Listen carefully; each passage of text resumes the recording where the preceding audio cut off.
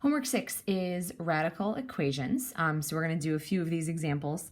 Number 1 is the one we're going to start with. You guys had a 4-step process that I laid out for you in the notes. Step 1 is to isolate the radical on one side of the equation. So if the square root or the cube root or whatever is not already by itself, you want to get it by itself. So we have a first step here, and that's going to be subtracting the 17 from both sides. So get this radical all by itself, subtract the 17, and it's gone. When I subtract 20 minus 17, that gives me 3. So that's step 1. Sometimes it's already done for you, like with, let's see, I can't even see an example in sight. So I guess you do usually have to do that first step is to isolate the radical. If for some reason it was already isolated, then you just jump right to step 2. And step 2 is raise each side to the power of the index to eliminate the radical sign. So here, remember, technically the index is a 2, even though it's not written. So we take each side of the equation and we raise it to the second power, and what that does is it eliminates the radical sign. So we can rewrite that. It eliminates the radical sign. The left-hand side now just looks like that. The right-hand side, since we squared it, we end up with a 9. Step 3 is to solve the remaining equation. So you're going to have just this very simple equation usually left over. So we can solve that. What we're going to do to solve this is we will subtract the 3 from both sides, so it's gone from the left. And when I subtract 3, 9 minus 3 leaves me with 6, and then divide both sides of the equation by -2. So divide this by -2, and 6 divided by -2 is -3. With square roots, we mentioned in the notes that there is a decent chance that an extraneous solution could pop up. So number 4, step 4, is to check for extraneous solutions. Even if you know that you did all of your algebra perfectly correctly, there's a chance that your answer just might not fit back in based on properties of square roots. So always check your answer. So sub it back in. We're going to do our little check over here. So plug in the -3. So square root 3 minus 2 times -3. So 3 minus a -6 ends up with 9. Plus 17, we want to see if that equals 20. So this is 3 plus 17 does in fact equal 20. So that one checks out. And as soon as it checks out, then you can box it up and say that it's your final answer. All right, next one I want to look at is number 3, just because there's a different index, so we can practice something like that. So same 4 steps. Step 1, isolate the radical. This one, there's a -7. A lot of people mistakenly add 7 rather than dividing. When it's attached like that, that means it's multiplied. So the inverse operation would be to divide it. So divide both sides by the -7. So this leaves behind the 4th root of m plus 1. When I divide the right-hand side by -7, 14 divided by -7 is a -2. All right, step 2, raise each side to the power of the index. All right, so here the power of the index is 4, so we're going to raise each side to the 4th power like that.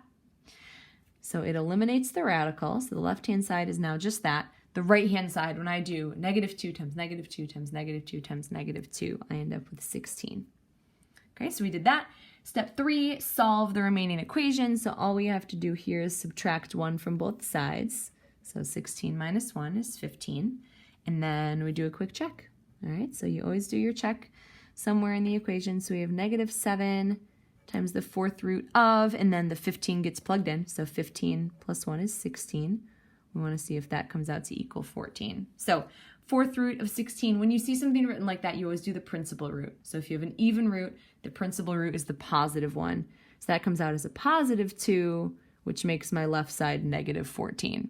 Okay, so you do that. Obviously, -14 is not equal to +14. So this solution does not end up working out. Okay, so what we do is we just say that there is no solution to this equation. Okay, so always make sure, because we didn't do anything wrong in our steps there. It just happens that because of the fact that it was an even index and there was a negative value, it ended up being extraneous. All right, next one, I want to do one on the second page as well. We're going to do number 11. Okay, I chose this one because there was a variable on the right-hand side. So step 1, isolate the radical. This one, the radical does actually happen to be by itself already. Step 2, raise each side of the equation to the power of the index. So the index here is technically a 2, so we're going to raise both sides to the second power. So that eliminates the radical on the left, and on the right-hand side we have x squared. Some of these you might end up having to FOIL when you're squaring one side. For instance, just at first glance, 13, 14, you end up having to FOIL one of the sides of the equation. All right, so now solving the remaining equation. This one's different because we have a quadratic. Quadratics are usually solved a little bit differently compared to just a regular linear equation, but we had an entire chapter, entire unit a little while ago on solving quadratics. So what we want to do is get everything on one side. You always set the equation equal to 0 if you're solving for quadratics, unless you're doing completing the square. But here, let's check at least to see if it's factorable first. So I'm going to choose to move everything to the right because the x squared is positive there. So I'd add the 2x and subtract the 63. And when I do that, it leaves me with 0 on one side of the equation. So I'm going to check at least first to see if this is factorable, because in my opinion, that's always the easiest method.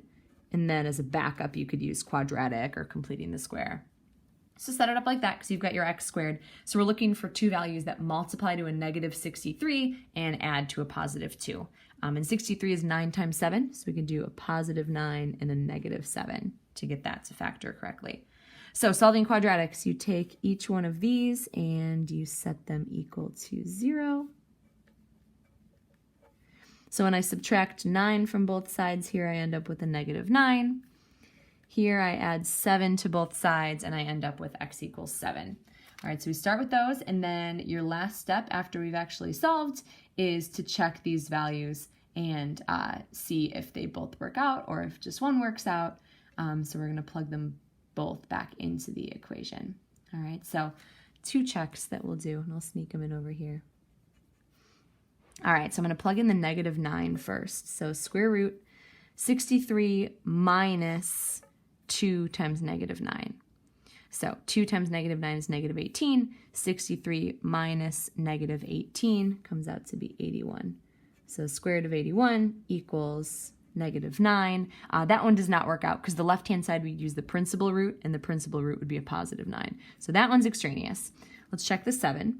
Square root 63 minus 2 times 7. So 63 minus 14 turns out to be 49.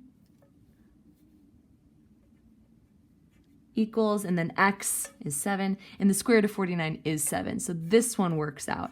One of them turned out to work, the other turned out to be extraneous.